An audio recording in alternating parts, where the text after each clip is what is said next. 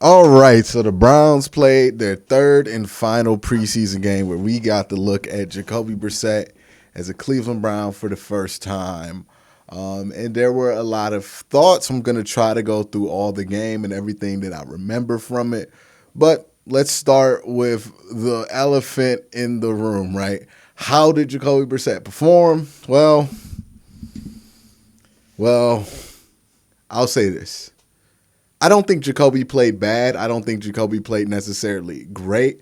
But we know that Jacoby's play around him, Jacoby's ability to help this team win this game was always going to be about his help around him, right?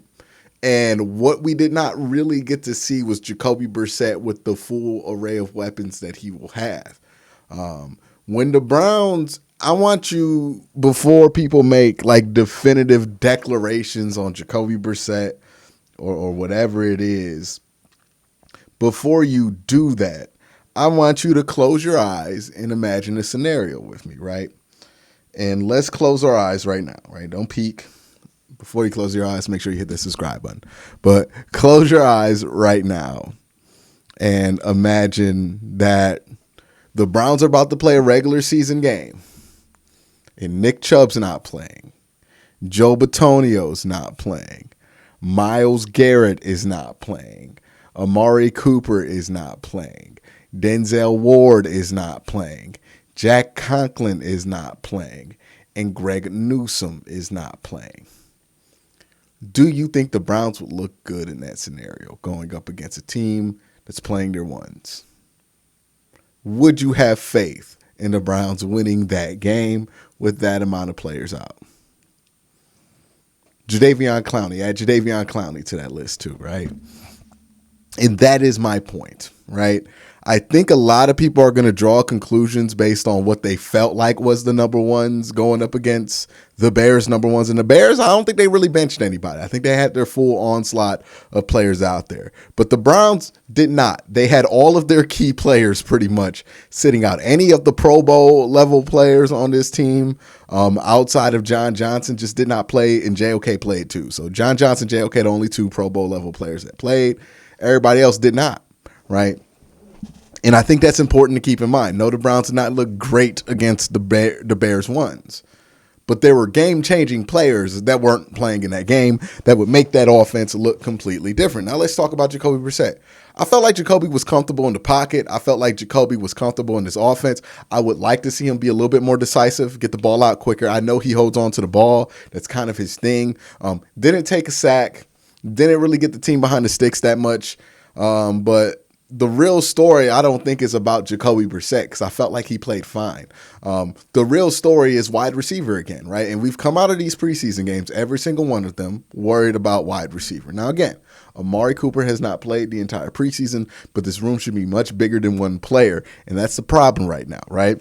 Because the first preseason game, we were talking about Anthony Schwartz dropping passes and how terrible that wide receiving core looked.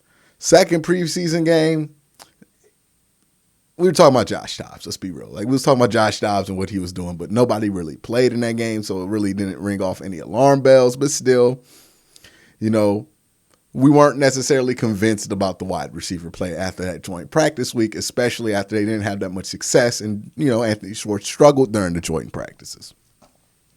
Then we get to week 3 of the preseason. And it's Anthony Schwartz dropping passes again. It's the wide receiving room not looking good.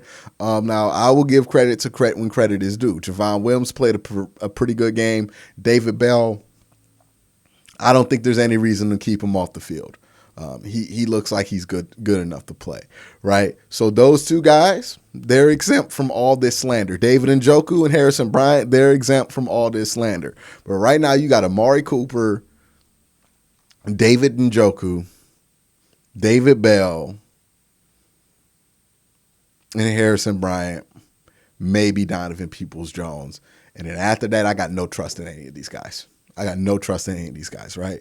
Javon Williams, he might make the team, sure, but he's not going to be a game changer in that room. There are other players who couldn't make the team, sure, but they're not going to be game changers. Anthony Schwartz, and I feel bad for him in some respects because I feel like he just went to the wrong situation. This is a situation in which the Browns kind of needed Anthony Schwartz by this point in his career to be ready to take a step as a wide receiver, and he needs so much more work than to be put in that position, but this is the position that he's in, and when he's in that position, right, when Amari Cooper is not in the game, he is the default second guy in that X-receiver conversation because there's nobody else that's super fast on this team. He's not good. And he's not good for so many different reasons that it's hard for me to say it's one thing, right? The drops, it looks like it's a mental thing for him. The route running, this hasn't been great. Ball tracking, awful. He's not good at tracking the ball. Like there is a lot wrong that needs to be fixed with Anthony Schwartz. And one, I'm not convinced that all of this is fixable. And two, I don't think we got the time for that, right? Like, I'm pretty sure for what the Browns need Anthony Schwartz to do, there's some 5'8", 5'9" wide receiver out there that runs a 4.3 or 4.4 that can do what they need Anthony Schwartz to do and what Anthony Schwartz has not done on a consistent basis. You know, if Jakeem Grant were still healthy, I think Jakeem Grant would be looking like the guy right now, other than Anthony Schwartz. And that's just a problem, right? I don't think the Browns had the time to develop him. I do think if he gets cut, and it's a long shot if he does. Kevin said he's not going to get cut. We'll see. But I just don't see it. I don't see it. I feel like I've seen enough at this point, but I will acknowledge it's only been a year in the preseason. So maybe he could show something in the regular season. Maybe he's just a different guy when the games matter. But, man, something has to turn around, and it's got to be this year because there's nothing to make me feel confident that he's developing in the right direction right now. But that's Anthony Schwartz. People are going to talk about him a lot. And people are going to say a lot of things about him, not in a good direction. Again, David Bell played well. One of the things I thought was interesting was that Jerome Ford just didn't take any running back snaps. That to me is kind of an indicator that Dearness Johnson might be on the move, right? I think they either find a trade for him or they're trying to find a trade for him. He's not going to get cut in the initial 53 cut downs. He's safe from that, but he could get cut if there's somebody pops up on a waiver wire that they really value and you know, they don't find a trade partner fast enough. So I think he is a premium cut for the Cleveland Browns, somebody they won't want to cut, but they will if they have to, if they feel like a premium pickup comes up. So that was interesting, right? Jerome Ford didn't take any snaps at running back. It was J.K., John Kelly, Johnny Stanton, and Dearness Johnson the whole game. So that was interesting to me. So that means Jerome Ford is definitely going to be in that rotation. I don't know what that means for Dearness Johnson. They will keep him if nobody wants him. But if somebody does want him, I think they deal him. But that was another interesting thing. Josh Dobbs came in and does what Josh Dobbs does in the preseason. And he's kind of famous for this, right? He did the same thing in Pittsburgh where he's just a really good preseason player because he goes balls to the wall in the preseason. Like Josh Dobbs plays with the same intensity in the preseason that he would play in a regular season game. He went head first for a 2-point conversion in this game. It was incredible.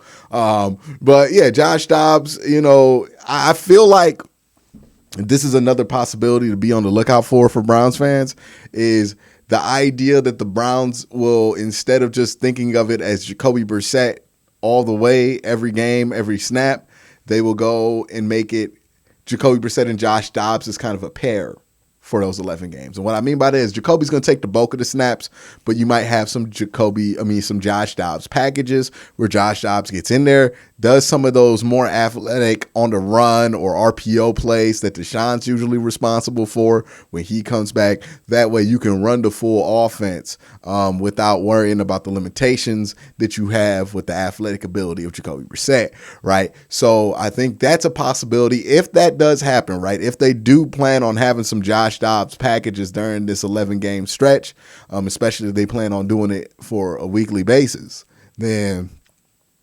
that tells me they're going to keep 3 QBs for that period.